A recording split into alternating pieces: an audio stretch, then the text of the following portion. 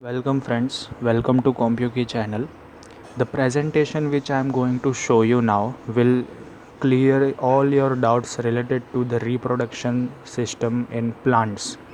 This is not only helpful to the students but it is helpful to all the people who are interested in knowing the different various scientific facts. So this presentation which I have prepared, I have taken 2 hours to prepare it, and with the help of animation slowly and steadily I will show you that how this system of reproduction works in plants. So if you like this video at the end, then you have to share it to your younger youths so that they gets inspired in the scientific field, and you will imagine that how this system has been working very minutely, and we can't see that how these things are happening. So let's start this video friends. But before that, just note, if male and female flowers are individual from each other, then they are known as unisexual flower. If a male and female flower both are separate, then they are said to be as a unisexual flower. Unisexual flower requires other flower to reproduce its offspring. For example, in the human reproduction, male and female are both individual, and for reproduction they both have to meet. So in the same way this happens in the plants as well. Hibiscus is bisexual as it contains androecium and gynoecium. Androecium is the male parts of reproduction, and gynoecium is the female part of reproduction. So hibiscus is a flower, it contains all both the components of male and female. First of all, how the initial process of reproduction happens, let's see here. So here you can see that this is the male flower. On this pollen grains are there.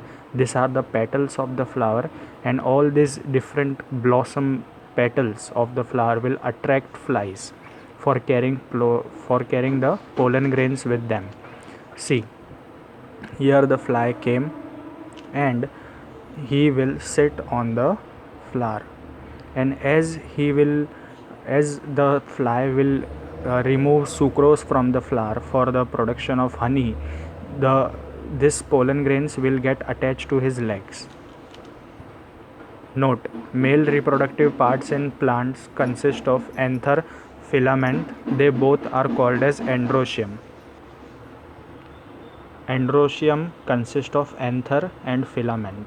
These both are the thing. Anthers are this pollen grains you can see, and filament are the stick type of thing which carries the anther. So these are the two different things, and these are the male part of the androecium. See next what happens is, in this way flies moves on many flowers in a day. It may happen that pollen grains stack in their hair like legs and may meet female flowers.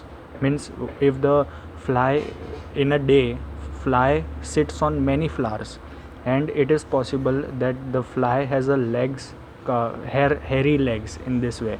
So these hairs may get attached with the pollen grains, and these pollen grains may land upon any other flower. So in this way these things happen.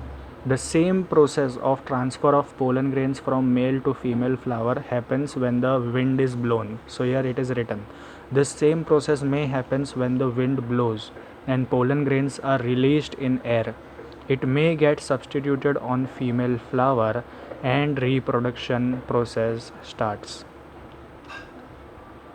So as you can see, the fly is carrying the pollen grain and moving towards another flower. Fly don't know that he is carrying a pollen grain, because normally if you walk on a road, though you are wearing sandals or chappals, your legs get dirty.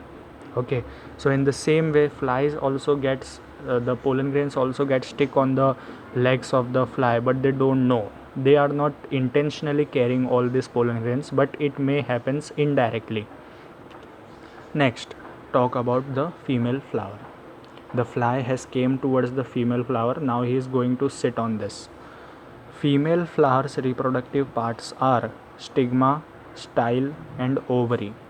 These three are known as gynoecium. So let's see how this fly will keep the pollen grain on the flower in this way. Let's see next what happens. Now when pollen grain gets situated on sticky layer of stigma, it gets germinated, then two pollen tubes, then pollen tube and two male gametes are formed. See, when those yellow color pollen grains will get situated on this, so in this process, after this is the sticky layer of the female productive part. So when the pollen grain of a male gets situated here, gets sticked here automatically, so this will create one process, and in this the pollen grain will divide into two different characteristics. One, a pollen tube will be created, and the second is two male gametes will be formed. That is, one yellow color pollen grain consists of two different things, pollen tube and this male gametes. So let's see how this happens. See, the pollen grain got stick here. Now it will move down and pollen tubes reaches till embryo sac via style tube. These are the embryo sac. Then pollen tube gets burst and two male gametes are released in embryo sac. Now this will get burst and two male gametes you will see here. This got disappeared, and orange and white color, two different embryo two different male gametes are forming here. Let's see next what happens. First male gamete, that is of orange color, gets unite with egg cell in sac to form zygote. The first orange color gets connected with the egg cell in the ovary of flower and it becomes a zygote. The second, that is white color gamete, gets unite with two polar nuclei and androsperm is formed. Androsperm stores some energy in this process. As the two nuclei participate in process, it is known as a double fertilization. Now ovules develops into seeds and ovaries into fruits after fertilization. The ovules, this small parts, embryo sac, this embryo sac is collectively called as ovules. Okay, so this green color ovules will develops into seeds, and the ovary means this blue color part will convert into a fruits after fertilization. See here I have written the green ones are ovules and blue ones are ovary. Let's see what happens and how does this process looks in the real world example.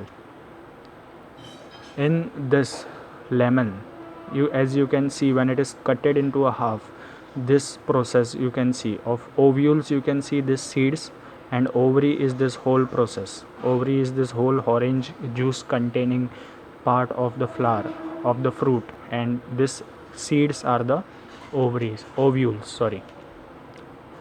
Seeds fall upon the ground when fruits break up and they germinate into soil.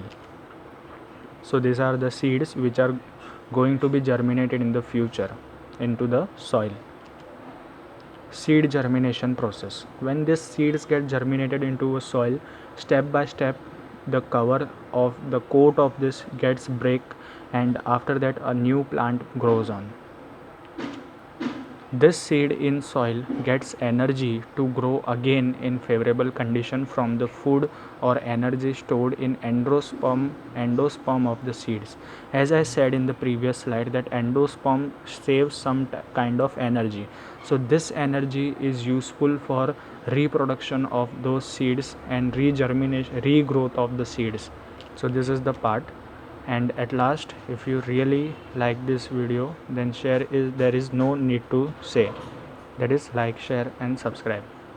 Okay friends, so this was the whole process of how the production in the plant happens, and it was the very easy way to understand this. With the example, with the animation, I was able to present all this information to you. So thanks for watching and please like.